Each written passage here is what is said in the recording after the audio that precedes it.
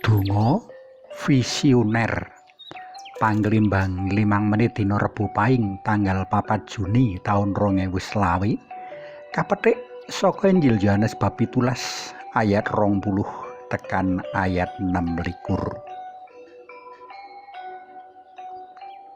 Donga visioner tegese donga kang ngemot migatekake sarta ngarepake kahanan becik dumadi ing mangsa-mangsa mangarep kepara malah nganti sakdawane jaman.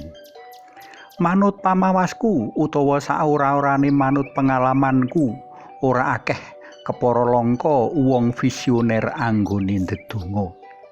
Sing paling akeh lan asring yaiku ndedonga kanggo kepentingane diri pribadi wae. Lebariku banjur ndedonga kanggo kabutuhane liyan. Kuwi menawa kober lan eling. Ana lho wong dipenggak kelompoke ndongakake wong sakjaban kelompoke. Jare ora ilok alias haram. Lah nek kepeksa ndongakake ya ndongakake sing elek-elek. Apa tumon kuwi? Pasaman suci mulangake sarta ngelingake wigatine para warga visioner anggone ndedonga. Landesane iku menawa tresna asih monotan dibatesi dening sekat-sekat tartamtu sarta sipate langgeng. Ancas tujuane yaiku amrih donga lestari becik sarta manungsa tansaya mimbuh-mimbuh ing kabungan lan karaharjan jroning panembah marang Allah. Gusti Yesus piyambak ing waosan dina iki paring piwulang jroning patuladan kaya ngapa para pendherek dalem kudu gagas lan nyawang mangarep sarta ngupiyakake kabecikan kanggo anak putu, buyut, canggah, waring, udhek-udhek lan sak piturute.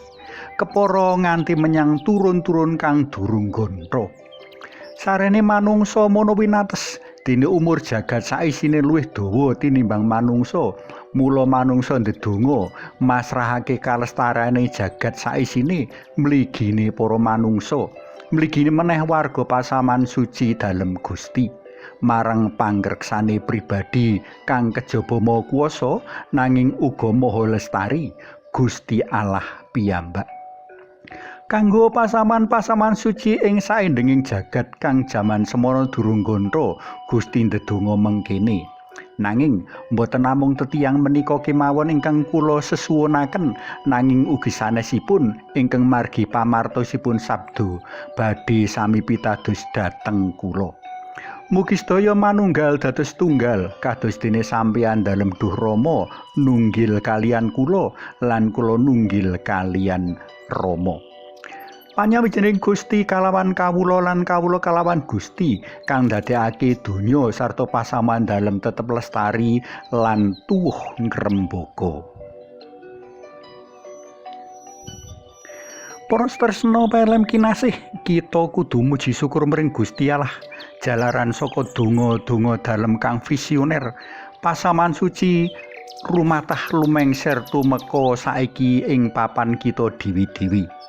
Kita kudu muji syukur ning Gusti Yesus jalaran awit saka donga-donga dalem kang visioner awake dhewe kepareng ngrasuk kekatulikan lan ngenyam urip linandesan ambek welas tresna tintresnan. Wekasan minangka atur panuwun, ayo awake dhewe tansah kupiya nindakake pakon welas asih dalem sinambi ndedonga sacara visioner amrih pasaman suci tuwuh ngrembaka lan terus lestari tumeka poncoting jaman. Suwawi sami munjuk, kunjung asma dalem Yang Rama so Yang Putra tuwin Yang Roh Suci. Amin. Yang Roh Suci griya rawuh nggrengsengaken manah ingkang lumpuh kajiret kasrimpung sarusiku janmi.